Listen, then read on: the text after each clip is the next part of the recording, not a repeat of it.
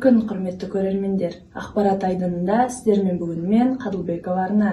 Бағдарламамызды бастамас бұрын қысқаша кіріспе жасайық. Арнамыздан көз жазбаңыздар. Маңызды мәліметтер мен қызықты жаңалықтарды тыңдай отырыңыздар. Мамырдың 5 күні мектебімізде 7 және 9 мамырға арналған әскери шеру болып өтті. Аудандық жеңіл атлетикадан мектеп командасы жүлделі 1-ші орынға ие болды. Жайдарман Жетісу аймақтық лигасынан мектебіміздің оқушы қыздары 1-ші орынға ие болды. 12 мамыр күні Рыков атындағы орта мектепте желтоқсаншыларды еске алуға байланысты іс-шара болып өтті. Мамырдың 15-інде жерлес жазушы Әлібек Асқаровтың шығармашылығына арналған әдеби байқау ұйымдастырылды. 15 мамырда мектебімізде парктер шеруінің жабылу салтанаты болып өтті. Енді осы жаңалықтарға толықтай тоқталып кетсек. Мамырдың 5-ші жұлдызында мектепте Қазақстан Республикасының қарулы күштерін және ұлы жеңістің 80 жылдық мерейтойына арналған шара болып өтті. Оқушылар әскери форма киіп, патриоттық әндер айтып, соғыс батырларын еске алды. Бұл шара оқушыларға отанға деген сүйіспеншілікті арттыруға үлкен үлес қосты.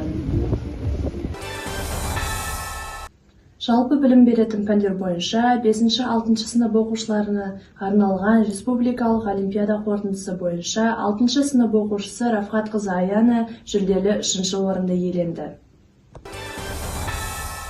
8 мамырда біртұтас тәрбие бағдарламасын іске асыру аясында аудан мектептері оқушыларының арасында жеңіл атлетикадан жарыс болып өтті. Нәтижесінде мектебіміздің оқушылары командалық жарыста және эстафетадан 1-ші орынға ие болды.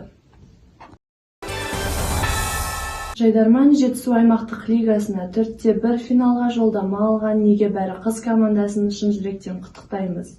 КВН ойындары оқушылардың шығармашылық қабілеттерін дамытуға, ұжымдық жұмысты үйлестіруге және өз ойларын ашық әрі әсерлі жеткізуге мүмкіндік береді.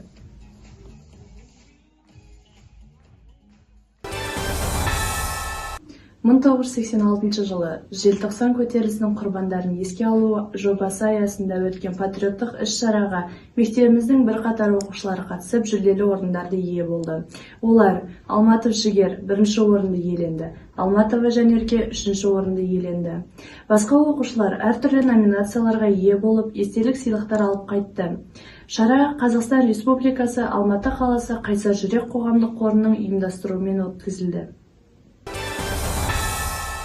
Облыстық бастауыш сыныптарға арналған балдырған олимпиадасына қатысып 3-ші орынға ие болған 3-ші Б сынып оқушысы Кеншілік баласаны шын жүректен құттықтаймыз.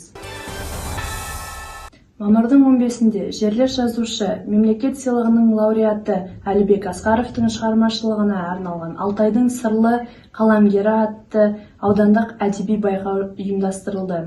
Онда туған жер көркіне бас ұрам атты номинациясында 3-ші орынды 8-ші сынып оқушысы Асхат Айым, Ағажай Алтайдай жер қайда атты номинациясында Дағуа Толғанай 1-ші орынды иеленді. Жетекшісі Әбенова Сәуле Ерғабыловна.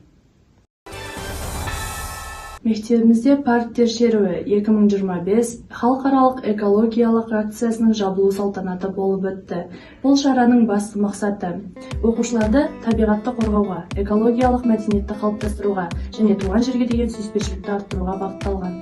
Ұйымдастырушылардың айтуынша, жыл сайын акцияға қатысушылар саны артып келеді. Бұл экологиялық білім мен тәрбиеге деген қызығушылықтың жоғары екенін көрсетеді. Катонқарағай мемлекеттік ұлттық табиғи паркінің бас директоры Сынабековтың атынан мектеп ұжымына шараға белсене қатысқаны үшін алғыс хат табысталды.